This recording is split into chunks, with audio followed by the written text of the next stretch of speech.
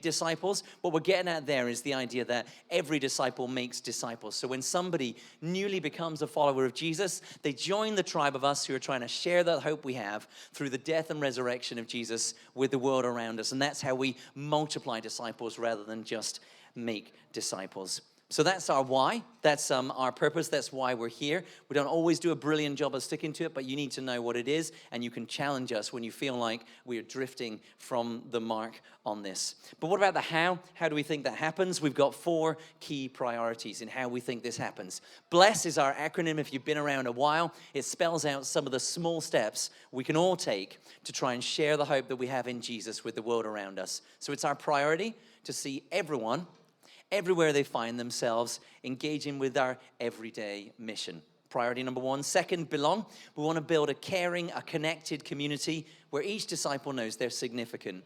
Each disciple knows they're a part of the whole, where everyone feels they belong, where they feel cared for and loved. It's something for those exploring faith to see, to touch, to experience, a bit like a city on a hill. If you've ever seen our logo and wondered what on earth that is, it was going to be Edinburgh Castle, but that was too hard to get into the logo. So it's a city on a hill. Jesus speaks about the community of faith as a city on the hill. And belonging, making community is our second priority. Third, becoming.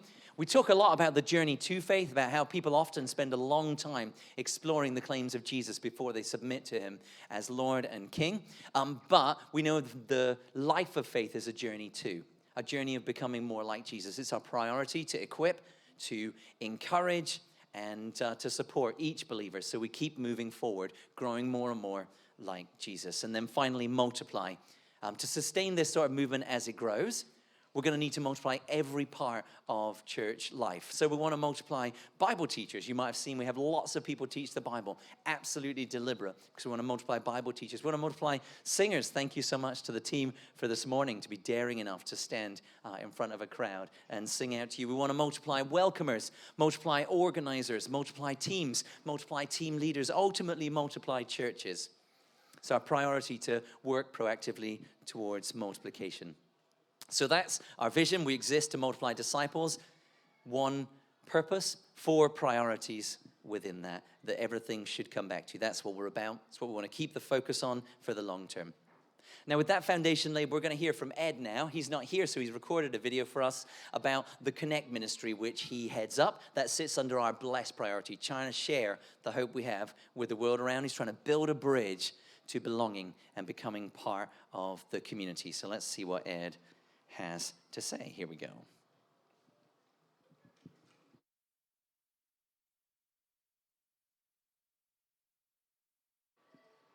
Hopefully. Thought I'd done the right thing there. It's quite disappointing. Is that video playing, Twinkle? It was set to autoplay, but you know, technology never does quite what you want when you want it to. We tested this even before the gathering this morning, and it worked perfectly, and now it's not working. It's like classic technology. No good? It's playing. It was playing. Now it's not playing. Excitement and drama. Ed has things to say to us. They're important and significant.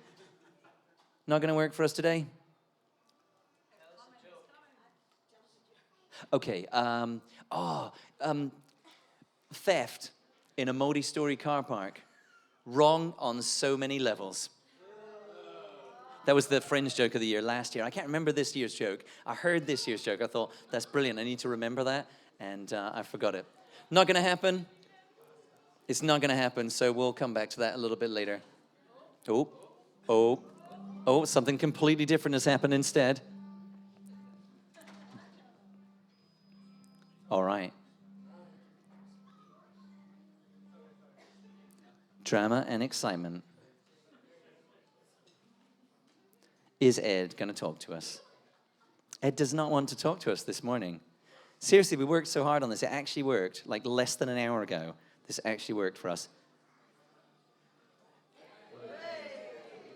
I'm the ministry leader for Connection at Hope City. My role is to help build a culture in which every person in contact with Hope City develops meaningful relational connection to at least one other person here. For those around us, Hope City started that as a relatively easy task because you could spot newcomers and we knew a greater proportion of the church family. Our ourselves. As we've grown wonderfully as a family, that move from contact to meaningful connection has become harder.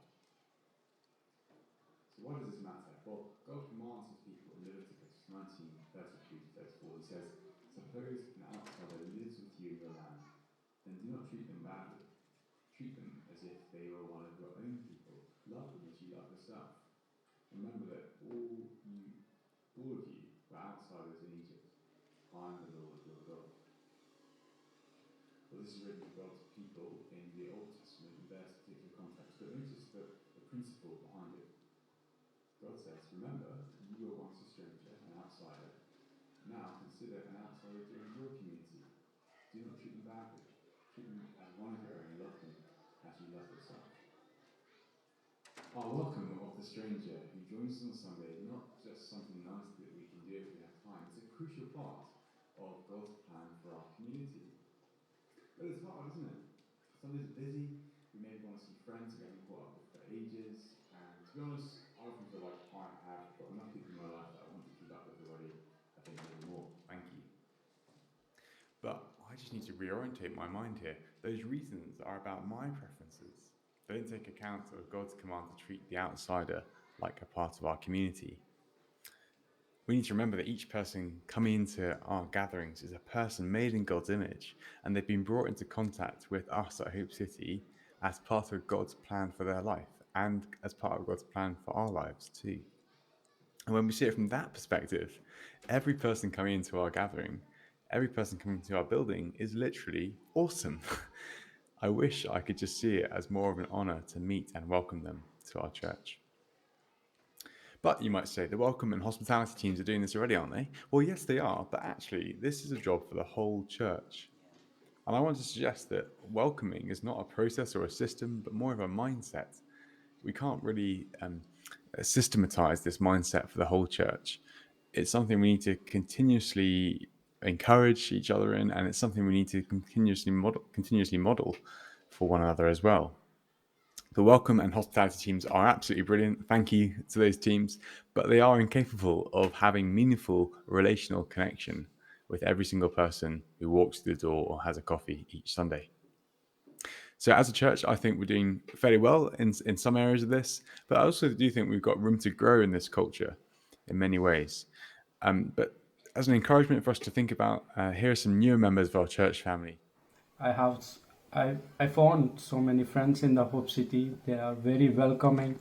They are very lovely people. It's like a family for me. I never been alone after meeting Hope City Church. Thanks very much, Hope City. Thank you. Thank God. So I felt so connected since coming to Hope City, starting off with the welcome team that were really helpful after the service, directing me to different things going on within the church. I've also been part of a small group where we've studied the Bible and shared our experiences and practical ways to spread the gospel in our lives. So my first impression was extremely positive. Then that instant feeling welcomed, listened, wanted, brought deep joy being with the community of people who are true. Well, imagine if everyone attending Hope City was relationally connected with at least one other person. Each of us has got a role to play in making that happen. And I really appreciate you just taking a moment now to think about your role in making that culture real. I've got some ideas, but they're just starters. You'll have plenty more for yourself in your situation. Maybe you could pray for courage to connect with someone new on a Sunday. Maybe you could arrive 15 minutes early at the start of a gathering on a Sunday to connect with someone you haven't met before. Perhaps you could budget some time in your day to stick around after a gathering to meet someone new and share contact details and connect during the week, either by a text or a phone call or maybe even meeting up for a coffee. Maybe you could explain to a good friend that you're chatting to on a Sunday at a gathering that you'd love to catch up more with them, but you've spotted someone sitting by themselves and you would really enjoy making them feel welcome. Sometimes I find I do this and invite that person I'm speaking to come and meet this new person with me, or this person by themselves with me, because actually they may connect much better than I could. If you're chatting to someone new, why not suggest they sign up for our weekly email? They can go to hopecityedinburgh.org/email and follow the information there, or they can go to the iPad in the hallway on Sundays. If you're a child or if you have children, we think young people are absolutely crucial in this role of welcoming families to our church. Children must be warmly welcomed just as much as adults. And often the best people to do that are other kids. So we need younger people, younger regulars at Hope City to take this mission on for themselves too. And you can also do a great job of welcoming adults. But I just wonder, on your way home, can you think about one practical step that works for you to be part of this culture of connection at Hope City? It's not going to happen unless we make plans to make it happen. So that's Ed, and his encouragement is for all of us to think of it being our job to welcome the newcomer, which I think is fantastic. And if you've been here like 4 weeks now, it's now your job to welcome newcomers because you're over the line. That's how it works. One more thing related to our blessed priority. Many of you are probably familiar with Bethany and the great work they do in Edinburgh with the homeless in Jesus' name. One of their big operations is the Winter Welcome Center. It offers a meal and a bed and safety to over 1,000 different people last winter. Over 1,000 people stayed there, lots of them many, many times. And 93% of the people who stayed at the Welcome Center said it was their only alternative to sleeping rough on the streets. Now, we've been involved as a church for a number of years now, alongside 50 other churches, about 50 churches from across the city. We've taken a particular approach, though, and we've seen this as an opportunity not just to serve the needy, but also to bring friends who don't know Jesus into that alongside us, doing good together, hoping to have an opportunity to share why we might be motivated to do that, what motivates us to serve in the midst of it. This is a team Ian brought together from Cameron Optometry last year with exactly that in mind, the challenge they took on together. Cook a main course and a pudding, serve it, chat to the visitors, and then clear up and head home. The work is challenging, but it's life-changing for those you're serving, powerful for the people you're serving alongside. Now, we need somebody to lead our efforts for this winter if we're going to be involved again. We need somebody who gets this vision for how we can do good together alongside people, somebody who can put together our teams, somebody who can support them in planning and preparing for how to cook for this sort of number of people and coordinate with Bethany. Cooking for a horde's a bit intimidating, so you have to be able to support people taking that on in this role. And I guess the question is, could that be you?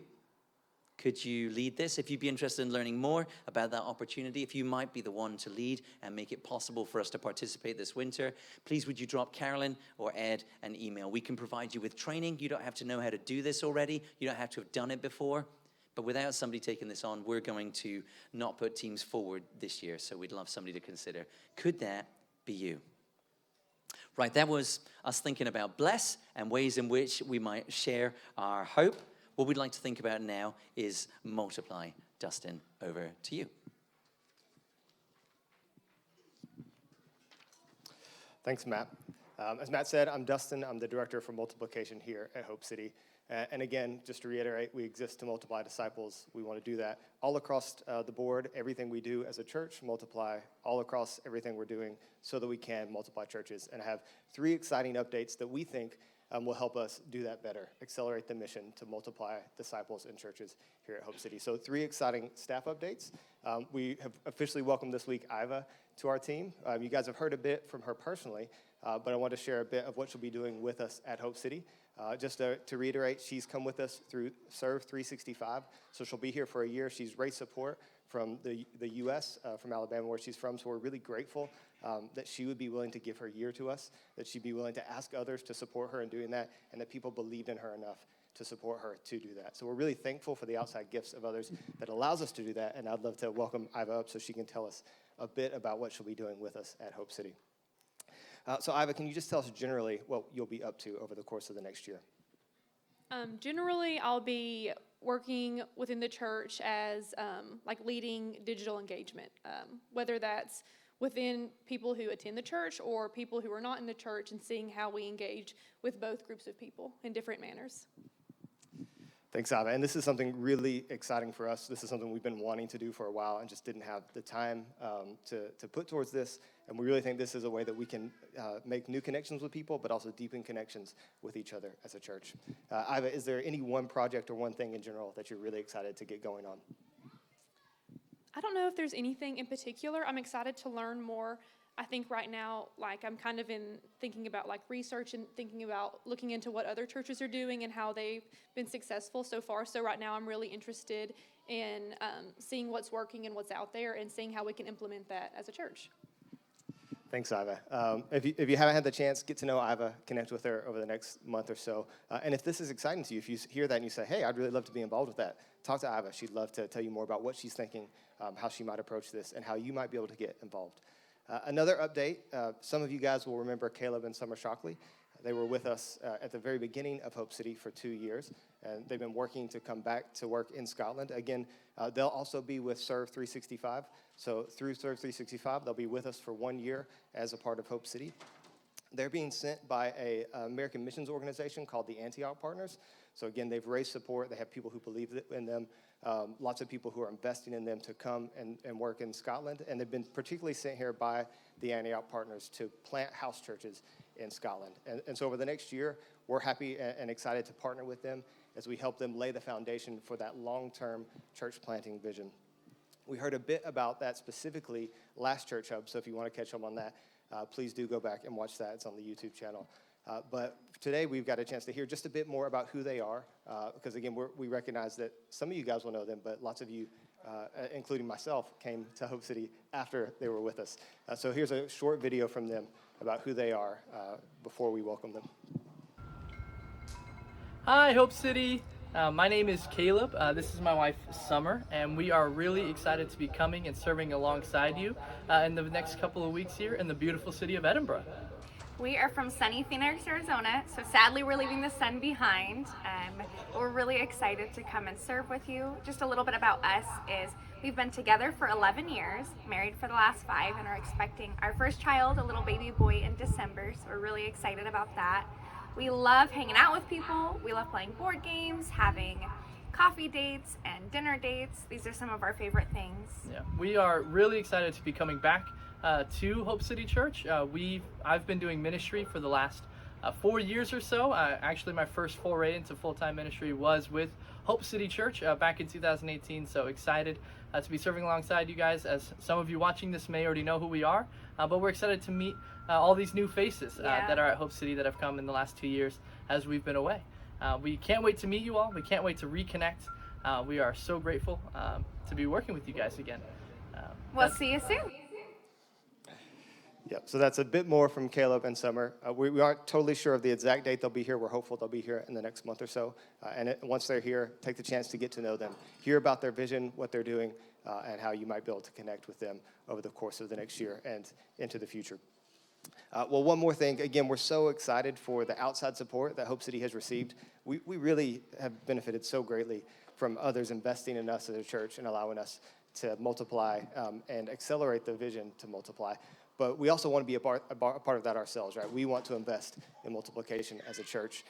And I want to thank you guys for your generosity that's allowing us to do that and your commitment to do that. And one of the ways we're going to do that over the next year is by officially welcoming Pat Brown to our staff team. So as you'll know, Pat has been giving us 1 day a week for a little while as he's thinking about church planning. We've been exploring church planning with Pat, and we're ready to kind of take a next step in that and invite him now to join us as a ministry resident for church planting. We're just waiting on his visa to come through that will give him the right to be able to actually work for us.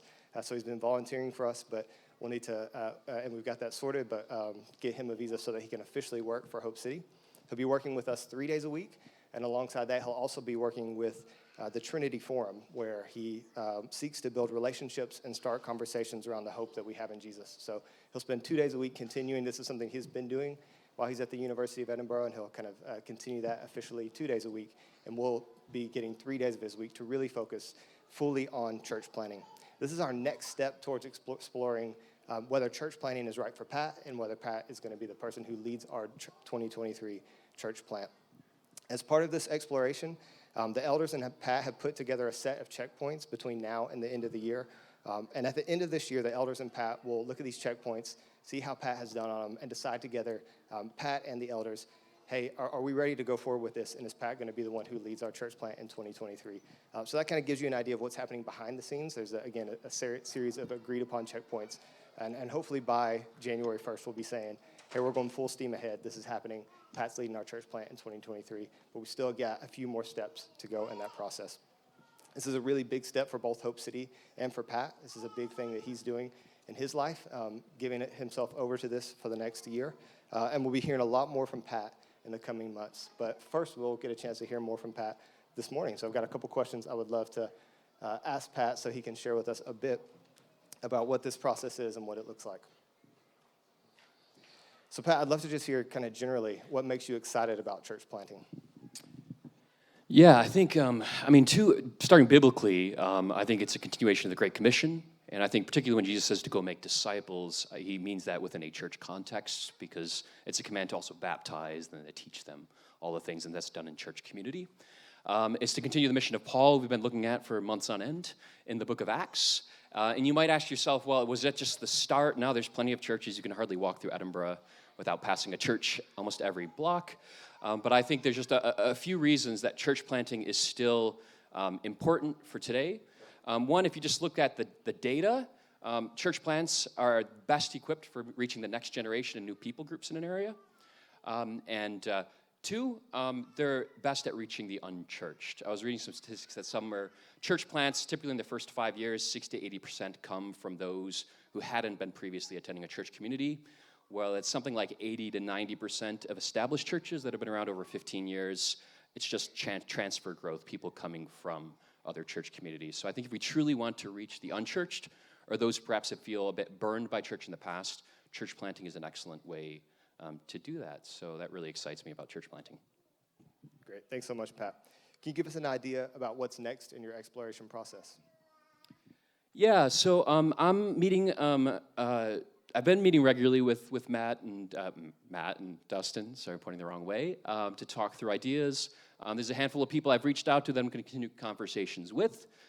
In the beginning of October, I'm going to Rome, which I know might seem very weird, to a place to go for Protestant church planting training, but it's through an organization called City to City. If you're familiar with the New York City pastor, Tim Keller, it's a reflection of a lot of his research and writing on church planting in New York City, but it's specific to look at, it's a group of people from planting in major European cities, so it's to focus on a European flavor of planting in major cities. So that's the next major step, and then the next few months, working through these checklists, creating a vision statement. So if I'm gonna plant my flag and say, hey, we're gonna follow me into this new church plant, I probably should know what it's gonna look like, so that's the big next step. Thanks, Pat. And how can we support you and get involved over the next few months? Yeah, this might sound cliche, but start with prayer. Pray for me, but also don't just pray for me, pray for the Hope City leadership as we walk through this, but also pray for yourself. I'm going to be bold and say everybody should be invested and committed to this. Not necessarily to go, but see yourself either as a sender or being sent, and just pray about which one does God have for you, and then have a conversation with me if you're more interested. And if you want to reach out to me, I don't know if this email works. Is this email work for me? Oh, okay, cool. I didn't know that was my email. So I guess that works. There's no other Pats yet in Hope City, I guess. So I'm the Pat. Yeah, that would be my mistake if that's not now wasn't his email, but it now is. So if now, it doesn't work, Patrick or Pat Brown works. Okay. well, I don't know about you guys, but I'm really excited about this. This is a big next step for us as a church, a big next step for Pat. And I want to encourage us all to think and pray about how can we get involved with this? How can we, as Pat said, be invested in what's happening as a church as we think about planting? And before, Pat, you go, I'd love to start with prayer right now and just pray for you in this whole process. God, we thank you that you are a God of hope, that you are a God who sent your son to us, sent your son to the world to die for us, and that we have a hope that we can share. We thank you for Pat, who has been sharing that hope on the campus of the University of Edinburgh. I thank you for the vision that you're giving him. I pray that you would equip him and clarify for him over the next year what that vision is. Pray that you would help us as Hope City to come alongside him, and pray for the elders and our leadership as they walk with Pat through this process. We pray more than anything that you would be glorified and that people would come to faith in you as a result of the work that we're joining in as you are actively at work and we get the chance to join in it. We pray all these things in Jesus' name. Amen. Thanks, Pat. And again, I just want to thank you guys for your generosity and commitment. It's allowed us to bring Pat on. Please continue to be generous, continue to be committed to this as a church. I think I'm back over to Matt. You are, but I've left my notes. It says Q&A on the screen, but we're not going to go quite to Q&A because I'm really pleased to be able to share with you that we are exploring eldership with Dustin, who's just been speaking. Now, our current elders, that's the Bible word for overall church leaders, are Ian Cameron, David Eggia, David Patterson, Luke Wilson, and myself. But we know we need to grow that group if we're really serious about multiplying, and we're exploring with Dustin whether that might be something for him. And that means Dustin is at our meetings. We meet every second week for 2 or 3 hours.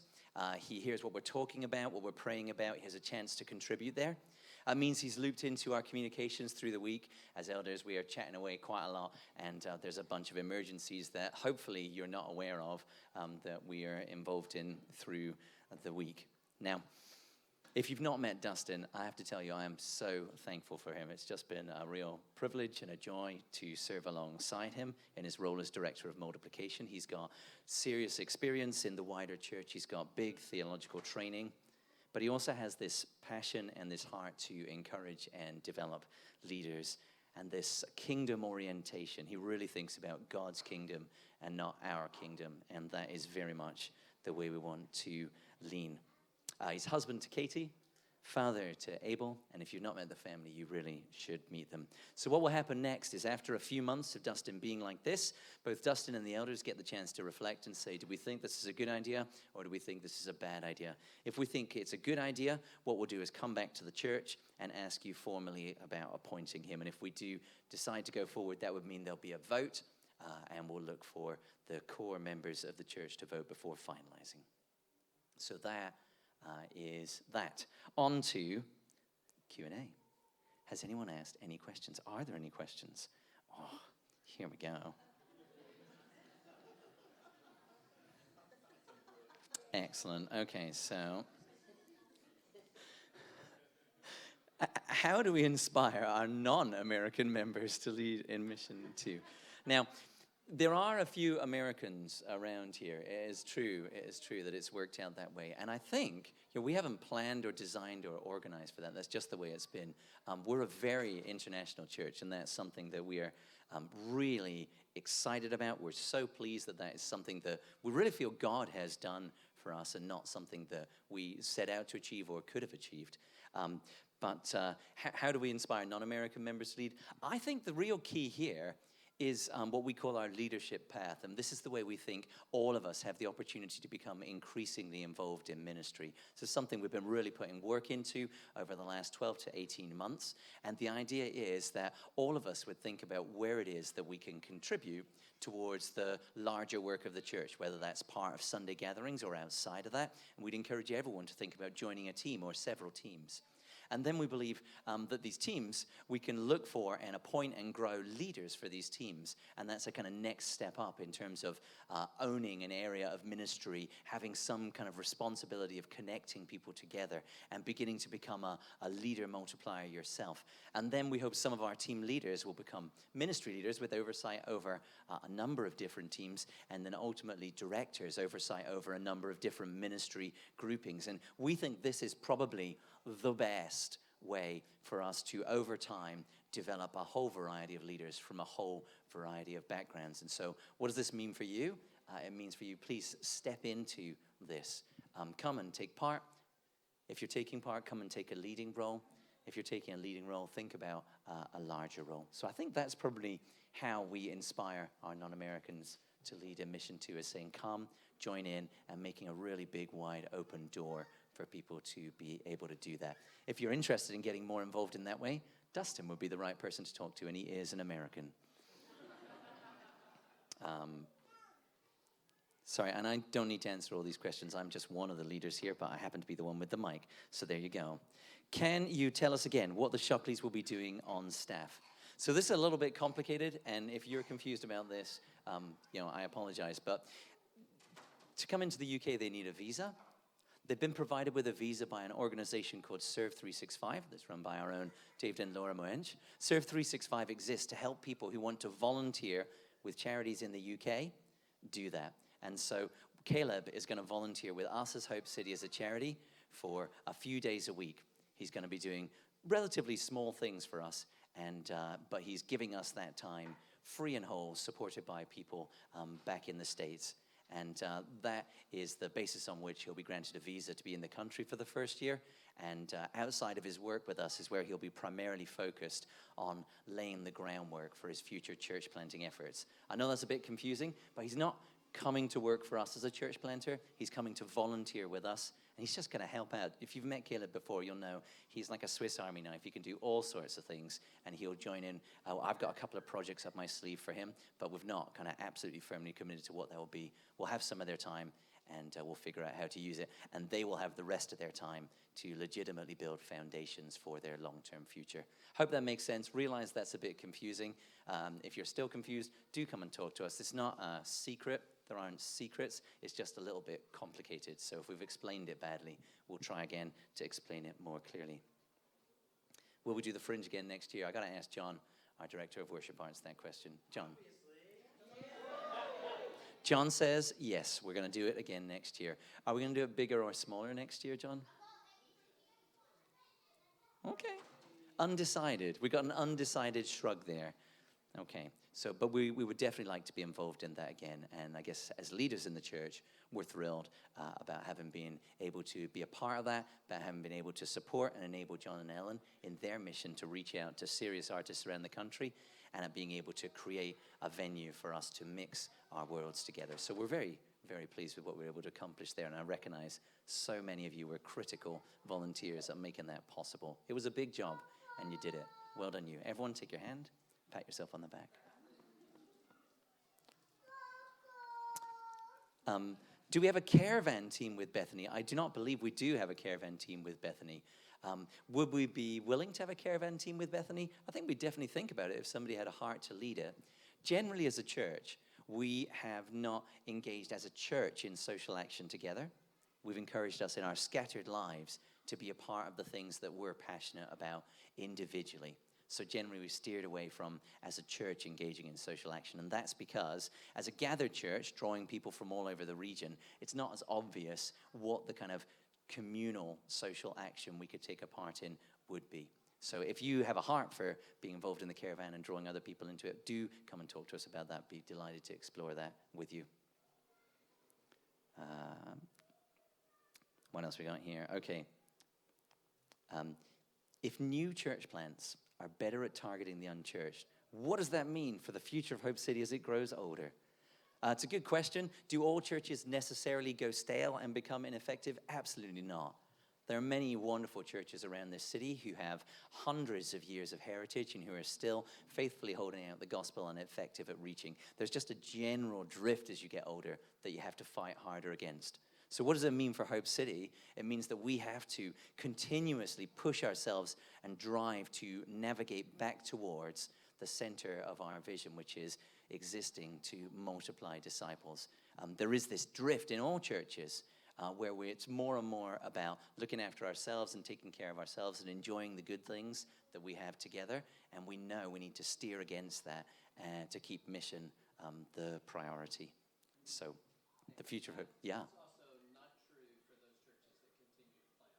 Okay, so David says, research also shows that if you are a church that continues to plant churches, this also benefits you as the sending church and renews and refreshes the sending church and keeps our mission fresh.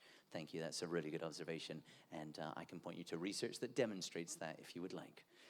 And have we got time for one last question? Okay. Are we planning to have more staff in the next few months? Even more staff. Is that how the question works? Are we planning to have even more staff in the next few months? I'm not currently planning to add any more staff, but largely what happens to us as a church is God is at work. Things drop out of the sky on us. Opportunities emerge that we were never expecting, and we want to be open to what God is doing. So we're definitely not going to say never. If you have a heart to give your life towards ministry in a particular way, we would love to hear from you. And we'd be excited to try and think with you creatively about how we might make that a possibility. But we're not currently planning to add any more staff in the next few months because it always takes a bit of time to absorb and engage new staff members. And we've got a lot that we're taking in just now. If I was going to add more staff, what would I do next? I thought about lots of things. We're such a diverse and international church. Wouldn't it be amazing to have somebody heading up our approach to the different international communities that we've become connected with in some ways? We've got so many children and young people. Wouldn't it be brilliant to be able to invest more in building our work towards them and supporting their parents and carers? We have a growing church family, and it's harder for us to stay connected and to feel united as a community. Wouldn't it be great to have somebody directing that kind of belonging side of our vision? Yeah, I take all of those, and I take about 12 other things that we haven't even imagined yet as well. As a church, we've been kind of ambitious, daring, risk-taking, willing to try things through our history, and we feel like that's served us well. We'd like to, I'm just looking at my fellow elders just to check they're like nodding. We would like to maintain that character and that direction and that orientation. We would like to be open to taking risks for the sake of the kingdom, for the sake of the gospel, and we feel like it's part of our character and DNA and something that we're well positioned to do. Now, I think that is all of the questions that I've spoken about, but I pressed the wrong button, so they didn't disappear from the screen. Any further questions, we'll keep this Q&A open, so you can submit questions on Slido over the next 3 or 4 days, and we'll try and respond to new questions via email and social media. Thanks so much for making time to be with us an extra bit today. I realize we've given you a lot of blah information, so we videoed it so you can watch it again and just watch the bits you like and the bits that are exciting to you. And please do stick around and talk to one another. And again, if you feel like, I wish I had more connection, I wish I had more time to connect with people at church, do you know what our evening gathering is for? It's going to be a great place to get connection and to feel more connected with people at church. Please join us at 5. We'd love to have you there. Thanks. And that's all.